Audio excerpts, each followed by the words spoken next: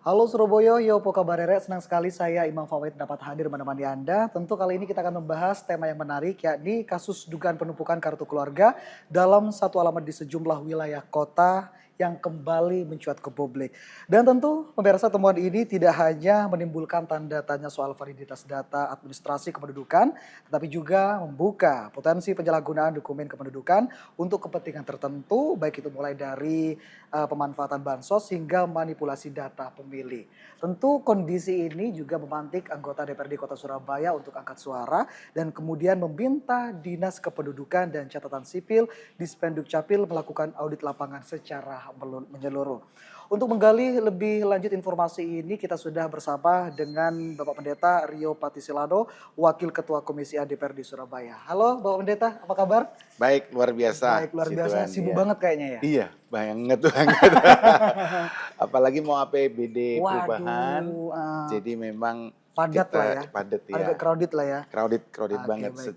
Ya memang tugas kami lah. Ya, Gitu. dinikmati saja. Dinikmati saja. Tapi terima kasih banyak sudah hadir di sini, Bapak. Iya, sama-sama. Nah, kalau Mas kita Fawait. melihat terkait dengan situasi dan kondisi seperti yang disampaikan di awal, kira-kira saya pengen dengar sebenarnya komentar dari jenengan Ya. terkait dengan fenomena penumpukan kartu keluarga dalam satu alamat. Ya, jadi gini, bahwa penumpukan KK Mm-mm. dalam satu alamat itu tadinya adalah sesuatu yang lumrah, sesuatu yang biasa. Oke. Sesuatu yang biasa. Sesuatu yang biasa awalnya. Ya, itu digarisbawahi dulu.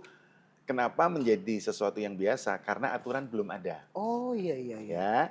Nah, jadi kembali lagi jangan disalahkan kepada masyarakatnya. Mm-mm.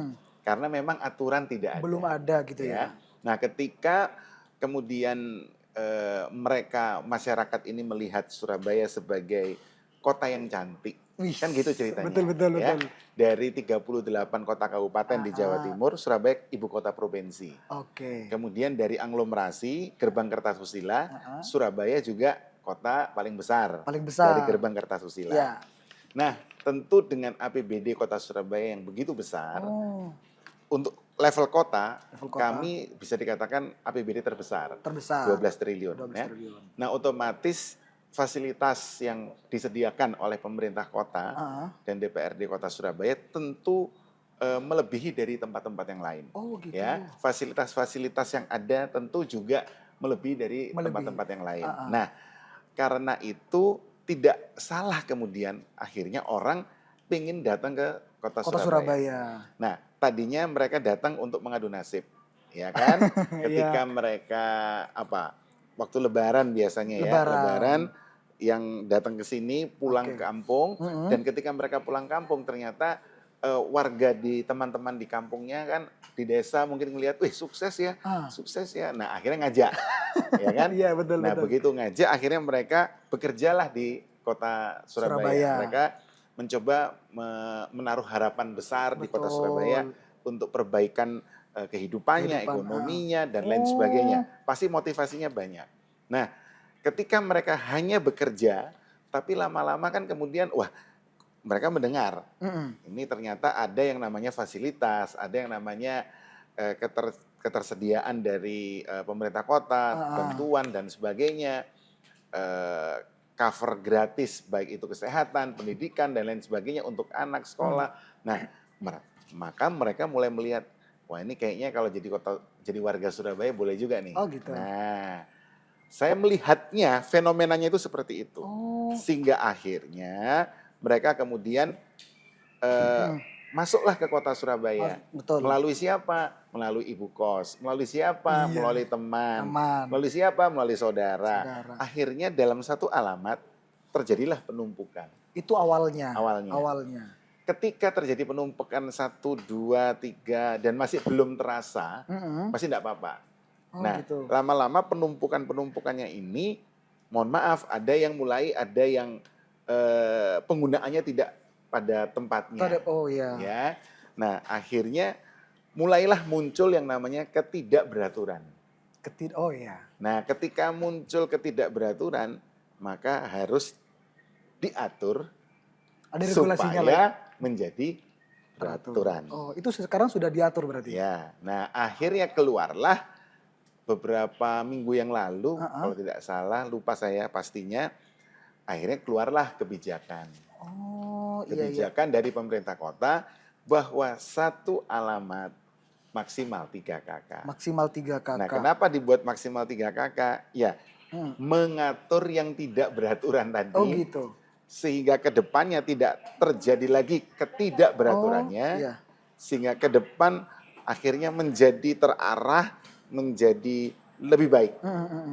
Dan lebih tepat sasaran. Lebih tepat sasaran. Berarti jenengan itu melihat bahwa penumpukan KK yang seperti ini tuh berakibat atau berdampak terhadap masyarakat yang tidak tepat sasaran, terutama penerima bansos gitu ya? Betul, itu bisa juga penerima bansos. Karena gini, saya melihat juga pemerintah kota itu kan sebetulnya niatannya baik. Iya. Niatannya baik dari Surabaya, oleh Surabaya, untuk Surabaya. Kan gitu. Iya betul. Baik Bapak, kalau misalkan kita melihat persoalan yang kemudian tadi disampaikan dan ini benar-benar menjadi sorotan anggota DPRD gitu ya. Nah, persoalan demikian itu apakah masuk pada persoalan teknis biasa atau sudah masuk pada ranah yang mengkhawatirkan yang cukup serius? Karena tadi kalau kita mendengar itu bagaimana dampaknya terhadap masyarakat yang kemudian tidak mendapatkan bansos secara merata, itu seperti apa kira-kira? Ya, kalau dikatakan bahwa menjadi gawat yang sangat gawat belum ya. belum nggak gawat darurat lah ya. Oh iya. Makanya kemudian pemerintah kota langsung mengeluarkan kebijakan. Iya. Artinya begini, supaya tidak yang parah banget, terjadi ketidakperaturan yang parah banget, maka kemudian keluarlah aturan. Oke. Nah, sebelum keluar aturan itu tuh kan sebenarnya mungkin masyarakat juga bertanya-tanya. Kenapa kemudian timbul fenomena penumpukan kartu keluarga dalam satu alamat ya? Sebelum tadi dijelaskan. Nah, kira-kira itu sebetulnya titik bolongnya di mana? Apakah itu di sistemnya atau di pengawasan atau bahkan juga di keduanya, Bapak? Kalau saya bilang kembali lagi, karena belum ada aturan. Belum ada regulasi. Ya. Oh, belum ada iya. aturan. Tapi sebetulnya ya ini juga harus berbenah dari sisi kelurahan. Iya. Kenapa? Karena bagaimanapun juga ketika orang itu datang, siapa yang pertama kali menjadi gerbang? Iya. Yang pertama kali menjadi gerbang adalah kelurahan. Karena mereka pasti untuk mendaftarkan ke kelurahan. Betul. Nah, gerbang terakhirnya adalah RW RT. Oh, RW RT begitu ya. Nah, ketika mereka datang ke kelurahan, otomatis kan kemudian turunlah yang namanya outreach. Oke. Petugas outreach. Baik. Nah, ketika petugas outreach ini turun, mereka mencoba untuk fact finding di lapangan, ketemulah sama RT dan RW. Oh, oke. Nah, pada saat ketemu sama RT RW, otomatis di sinilah gerbang terakhir. Nah, kalau RT RW-nya kemudian melakukan prosedur yang tidak sesuai, ya otomatis lolos pasti. Oke. Baik. Inilah yang kemudian menjadi catatan bahwa di lapangan itu, tapi saya melihat Dispenduk Capil itu sudah melakukan satu terobosan yang luar biasa. Jadi pemerintah kota itu melalui Dispenduk Capil, mereka itu masuknya itu kepada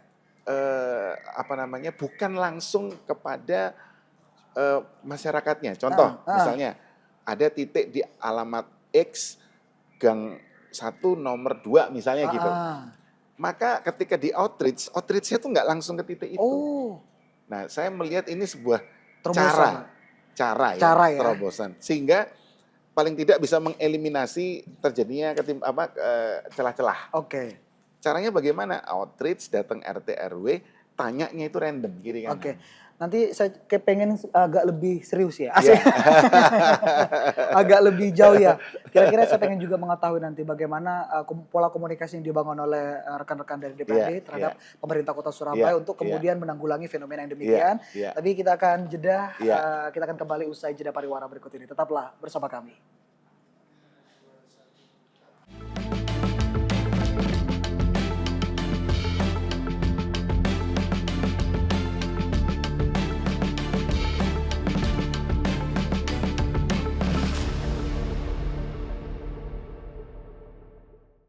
Partai terbesar dalam pemilu legislatif kita menang.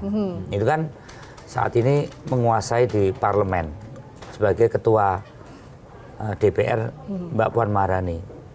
dan juga menguasai DPRD di daerah. Dan juga ada 126 kepala daerah. Jadi sebagai partai politik memang partai politik besar dalam pengertian elektoralnya. Nah, kita pun juga ingin berpikir hal yang besar dalam urusan Republik ini. Nah, Kongres PDI Perjuangan selalu bicara hal yang strategis tentang persoalan-persoalan bangsa ke depan dengan cara pandang bagaimana ideologi Pancasila NKRI ini tidak hanya soal konsisten, tapi juga bagaimana relevansi dan kontekstualisasi itu berjalan.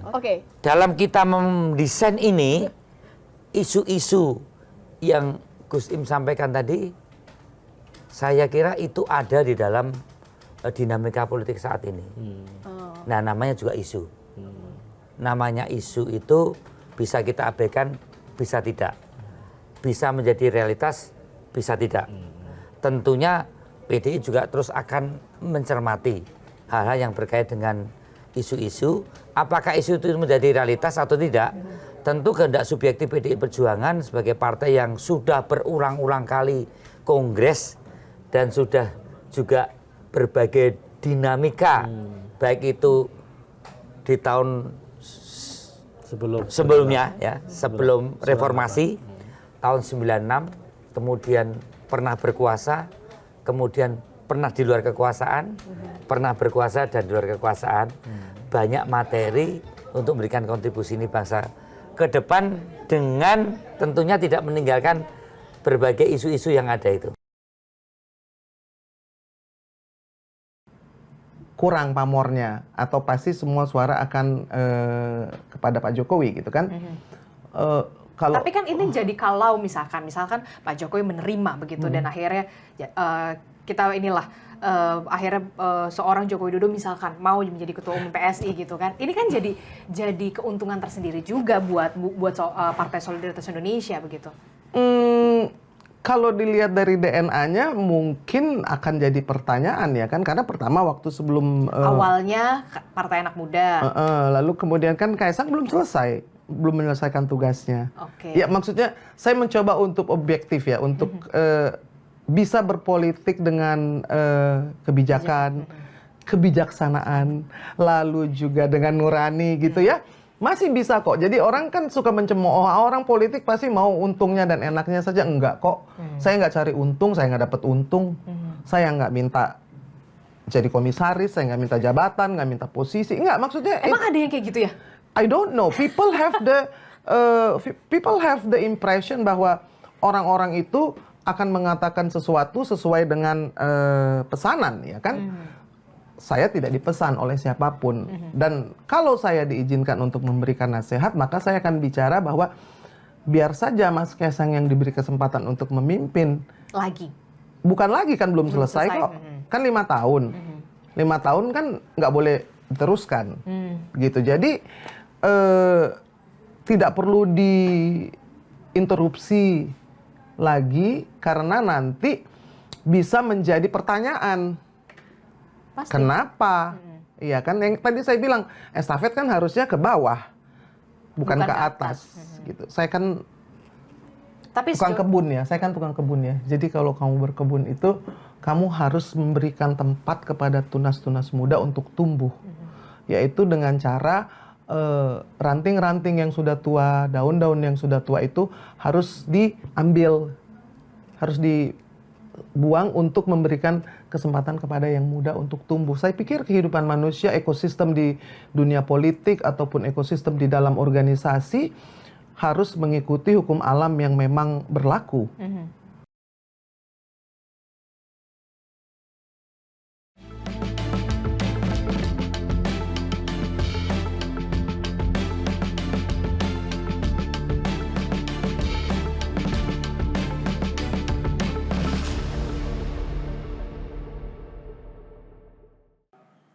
Ya, terima kasih Anda masih bersama kami dan kami kembali akan membahas terkait dengan tema fenomena penumpukan kartu keluarga dalam satu alamat yang kali ini disoroti oleh DPRD Surabaya. Dan masih bersama dengan narasumber kita yang hadir.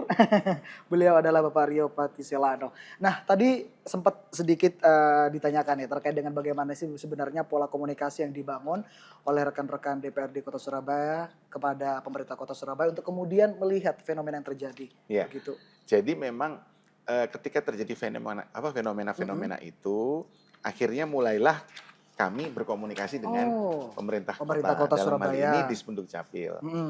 Nah, ketika kita melihat di Dispenduk Capil, yang kami dapati adalah seperti yang tadi saya sampaikan sebelumnya, bahwa mereka sudah melakukan langkah-langkah antisipatif. Sudah. Jadi contoh mereka ketika datang, mereka outreach di lapangan, mereka tidak ke pemohon. Karena kan bisa aja dikondisikan oleh pemohon. Betul. Janjian jam berapa, tanggal berapa, dia tunggu di situ. Ya pasti aja akhirnya ada. Ya kan? Benar. Nah, makanya mereka melakukan terobosan. Outreach yang dilakukan adalah mereka datang kepada RT RW dan kemudian kepada kiri kanannya. Nah, tidak exactly kiri kanan itu tetangga betul-betul sebelahnya, side by side, enggak. Oh gitu. Ya sekitarnya. Nah, ketika memang dia tinggal di sana, ketika kemudian mereka adalah penduduk di situ dan kemudian mereka mengatakan bahwa oh ya kami memang tinggal di sini sudah lama, pastilah kiri kanannya tahu. Oh gitu.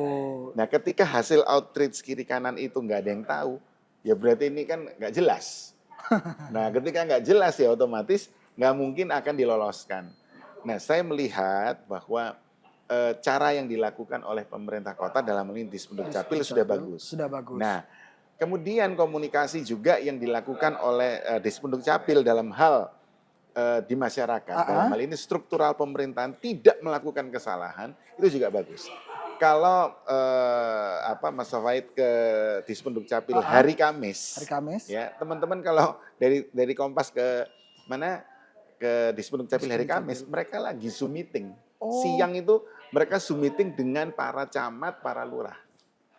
Untuk kemudian melihat kenapa mereka selalu melakukan exercise kepada camat dan lurah, begitu pula dengan staf-staf yang ada di sana, supaya apa?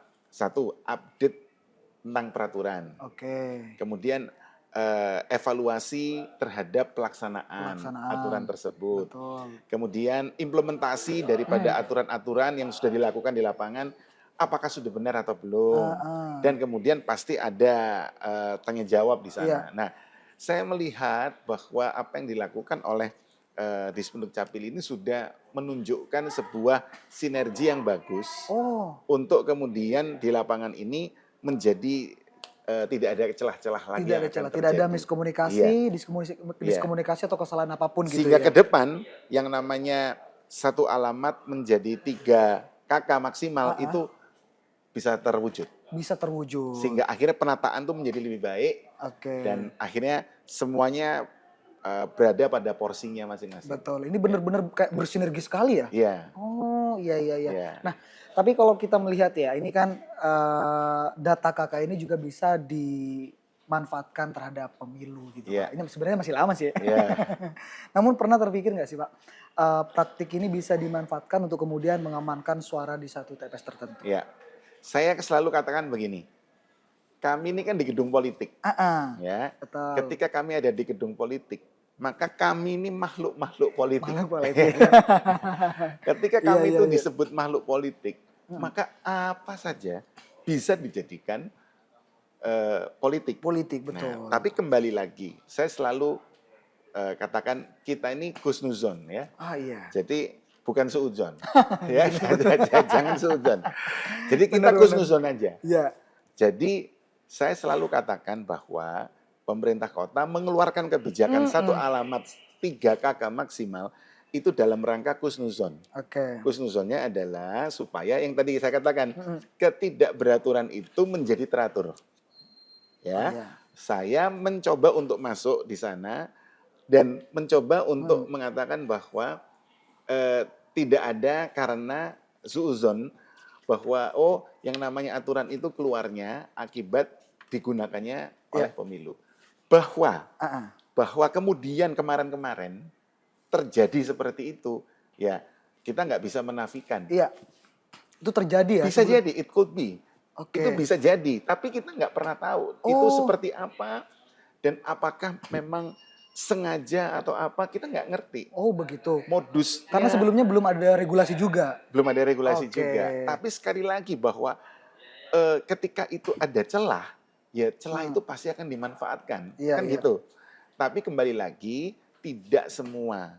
Bisa jadi itu oknum-oknum tertentu saja. Oknum-oknum tertentu Ya, saja. oknum-oknum tertentu. Oke. Jadi tidak bisa kita generalisir. Oke. Yang pasti bahwa hal-hal seperti itu sudah tidak bisa lagi kita katakan gini, tidak bisa kita lihat lagi ke depan. Orang-orang atau oknum tadi tanda kutip yang mencoba melakukan itu ke depan Oke. udah nggak bisa lagi. Udah nggak bisa lagi. Karena apa? Karena udah ada Oh pembatasan-pembatasan, begitu ya. ya kan? Iya benar-benar benar, dan kita benar-benar mengharapkan sekali ya apa kemudian regulasi yang kemudian dibangun itu benar-benar bersinergi dengan baik, kemudian juga tidak mendiskreditkan masyarakat Ya. atau bantuan sosial tadi Iya. itu benar-benar merata dan juga adil, kemudian juga tidak dijadikan alat politik tertentu Pak ya, Iya. betul ya, Iya. yang kemudian menguntungkan orang-orang tertentu. Karena kan pasti kalau secara hitungan-hitungan kasar gitu, udah pastilah mobilisasi kan bisa dibayangin lah mobilisasi di area tertentu. Ini bicarakan TPS, Iya. kan gitu. Iya.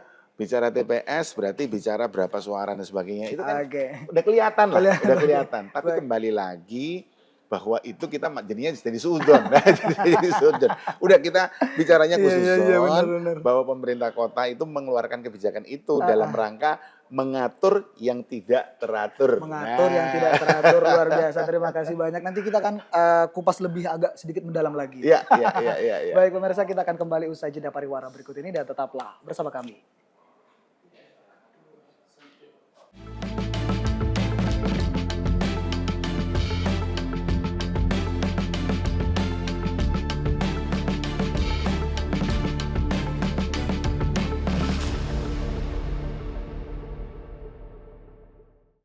Saya melihat Pak Prabowo dalam urusan ini dia mempunyai juga kemampuan kontemplasi untuk tidak menjadikan bangsa ini menjadi rejim yang otoritarian, represif, apalagi tidak memberikan ruang demokrasi di dalam konteks kita berpartai saat ini. Saya melihat komitmen di Pak Prabowo itu ada. Nah kalau Pak Prabowo ada, sak teman-temannya juga nggak boleh mengikuti kan gitu kan. Teman-teman yang separtai apa teman-teman yang lainnya? Ya, ini kan sistem ya, namanya presiden, apalagi dengan penguatan presidensial, itu kan begini. Demokrasi ini Sebenarnya mungkin yang ada. benar itu bukan temannya Prabowo, temannya Mas Bimo. Sohib yang Mas Bimo. Ini kata-kata bersayap ini. Ya kan Begini, semuanya sahabat kalau Mas Bimo. demokrasi ada. Ini saya kan melihat dari berbagai momen demokrasi. Mau undang-undangnya dibikin kayak apapun, demokrasi di Indonesia ini hanya bisa berjalan sejauh mana kehendak kepala negara dan kepala pemerintahan, dalam hal ini presiden, termasuk Presiden Pak Prabowo, mau membatasi kekuasaannya dengan kewenangan yang sudah diatur oleh konstitusi atau tidak. Kalau beliau tidak mau membatasi kewenangannya atau kekuasaannya, apapun bisa dia lakukan.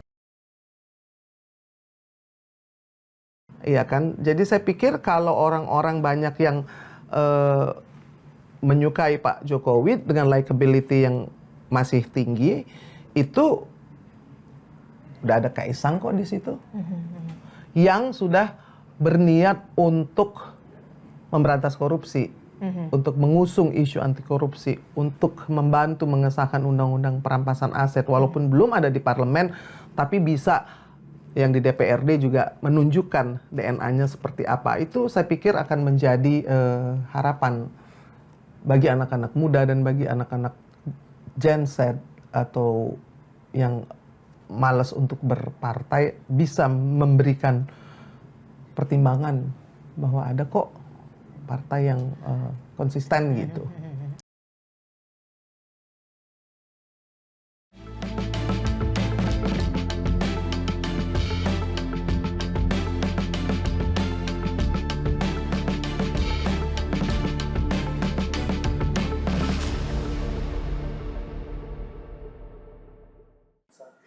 Ya, terima kasih Anda masih bersama kami dalam perbincangan fenomena penumpukan kartu keluarga dalam satu alamat. Tentu masih bersama dengan Bapak Pendeta Rio Patisilano, Wakil Ketua Komisi ADPRD Kota Surabaya. Bapak, kalau kita melihat jangka panjang ya, apa yang sebenarnya bisa dilakukan agar kasus seperti ini tidak terulang kembali? Baik itu apakah dilakukan perbaiki sistem, edukasi warga, atau perlu teknologi baru? Kalau teknologi baru, mereka di Spenduk Capil itu keren loh. Keren. Keren.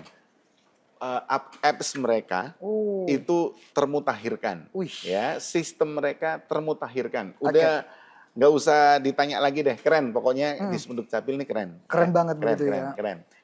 Sehingga ketika ke depan mereka mencoba untuk melakukan seperti itu, saya yakin udah nggak bisa. Oh gitu. Kenapa? Karena Susah lah ya. kalau yang kemarin terjadi itu kan masih manual. Oh. Tapi begitu yang di depan ketika sudah otomasi, gimana caranya? Semua by system. Betul. Nah sekarang misalnya by system. Di alamat tadi sudah 3. Kemudian ada 1 mau masuk. Sampai jelek juga nggak bisa masuk. Karena apa? By system. By system. Sistem kan sudah di default 3. Nah ketika mencoba masuk yang keempat, gimana caranya? Susah lah ya. Nggak bisa kan? Oh iya benar. Nah, jadi artinya apa? Ke depan ini akhirnya menjadi sangat baik. Betul. Segala hal-hal yang terkait dengan ketimpangan-ketimpangan atau mohon maaf saya bisa katakan human error yang terjadi di belakang itu sudah tereliminir untuk ke depan. Betul. Jadi pelajaran juga lah ya. Ya, udah nggak bisa. Nah, tapi kalau secara humannya, makanya tadi itu dilakukan oleh teman-teman di Spenduk Capil yang setiap Kemis tadi itu membekali. Bekal itu. Ya, sehingga akhirnya ke depan pun juga akhirnya tidak terjadi. Nah, bagi warga yang kemudian ingin mencoba, saya tetap ingin punya KTP Surabaya, silakan. Boleh. Jadi saya katakan bahwa bukan berarti tidak boleh punya KTP Surabaya. Bukan, silahkan punya. Tapi dengan cara yang benar, dengan mengikuti aturan yang ada. Cara yang benar berarti kan nggak boleh satu alamat 3 KK. Betul. Apa lebih dari 3 KK? Lebih dari 3 KK. Dan yang kedua, ketika mereka aturan yang benar, ketika mereka sudah punya KTP Surabaya, maka sesuai dengan kebijakan Pak Wali Kota, maka mereka 10 tahun ke depan tidak bisa mengakses APBD Kota Surabaya. Oh begitu. Tidak bisa. Wah, Nah, sehingga paling tidak motivasinya menjadi murni. Ya. Motivasinya menjadi baik. Kan gitu. Ya. Nah, kalau kita berbicara terkait dengan literasi masyarakat ya, terkait dengan dokumen kependudukan, menurut jenengan itu seberapa besar tantangannya? Dan siapa yang paling bertanggung jawab terhadap persoalan ini? Yang apa ini maksudnya? Yang fenomena munculnya ini, fenomena penumpukan kartu keluarga. Yang kira-kira apakah pemerintah Kota Surabaya atau DPRD atau kedua-duanya memiliki tanggung jawab yang sama nih untuk menyelesaikan fenomena ini? Kalau untuk menyelesaikan fenomenanya, maka itu selalu menjadi tanggung jawab bersama. Tanggung jawab bersama lah ya. Karena pemerintah daerah itu adalah Wali Kota dan DPRD Kota Surabaya. Tapi sekali lagi bahwa kita tidak bisa kemudian menyalahkan kiri kanan atau siapa yang apa dan sebagainya. Tidak. Kembali lagi, masyarakat hadir di Kota Surabaya karena belum ada aturan yang mengatur itu. Nah, saya yakin dengan adanya aturan yang sudah dilakukan oleh pemerintah kota, pasti akan membuat warga berpikir. Ketika memang ingin menjadi warga Kota Surabaya tanpa mengakses APBD, go ahead, silakan. Begitu ya? Go ahead. Tapi ketika mereka menjadi warga Surabaya dengan, mohon maaf, motivasi untuk mengakses fasilitas dari APBD, nah itu tolong dipikirkan kembali, diurungkan. Karena 10 tahun, itu baru tahun ke-11. Benar-benar regulasi ada, dan teknologi barunya sudah ada juga. Potensi penyalahgunaan yang dilakukan oleh oknum-oknum tertentu juga agak lumayan susah. Berarti pandangan Anda ini cukup optimis ya, bahwa sistem kependudukan di Surabaya ini bisa benar-benar bersih dalam waktu dekat ini? Sudah jalan. Pasti sudah jalan. Ya? Jadi saya kan gini, saya kemarin kita DPRD bulan Juni kan membahas RPJMD. Iya. Nah, saya pimpinan Pansus RPJMD. Pada saat kita membahas RPJMD dengan Dispenduk Capil, untuk 5 tahun ke depan, RPJMD kan 2025, 2029, 30. Betul. Nah, selama 5 tahun ke depan, pemerintah kota sudah mempresentasikan seperti apa proyeksi mereka 5 tahun ke depan, target mereka seperti apa 5 tahun ke depan, roadmap 5 tahun ke depan itu seperti apa untuk mengimplementasi, gitu ya. menerjemahkan visi misi Pak Wali Kota pada Wali saat Kota. kemarin di pemilu pilkada ya.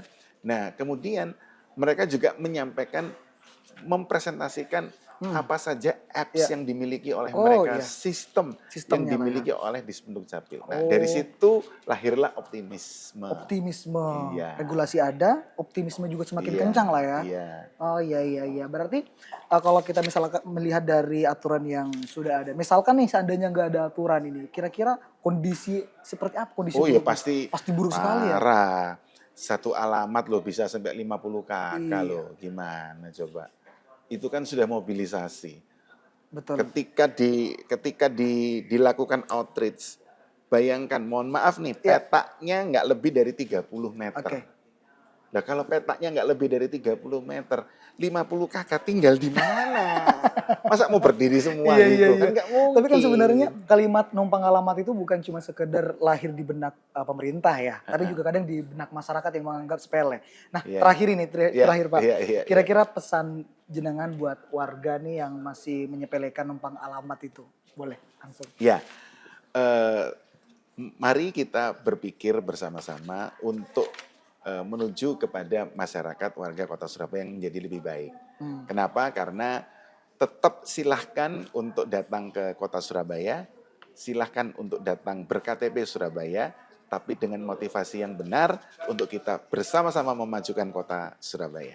Baik, terima kasih luar biasa. Mudah-mudahan apa yang kemudian disampaikan tadi itu benar-benar menjadi gambaran bagi seluruhnya ya. Bagi pemerintahan yang kemudian juga sudah mulai bersinergi dengan baik. Dan tadi juga sudah disebutkan bahwa untuk menjawab fenomena yang demikian itu terkait dengan penumpukan kartu keluarga dalam satu alamat sudah ada regulasinya. Jadi tidak bisa macam-macam lagi. Tidak bisa modus-modus lagi, jadi semuanya bisa dilakukan dengan baik. Karena digital semua Digital sudah. semua, sinergi dari Badan Legislatif dan juga Eksekutif sudah berjalan dengan baik. Sekali lagi kami ucapkan banyak terima kasih Bapak sudah berkenan hadir memberikan materi yang luar biasa kepada rekan-rekan Kompas. Dan saya Imam Fawaid pamit undur diri, sampai jumpa.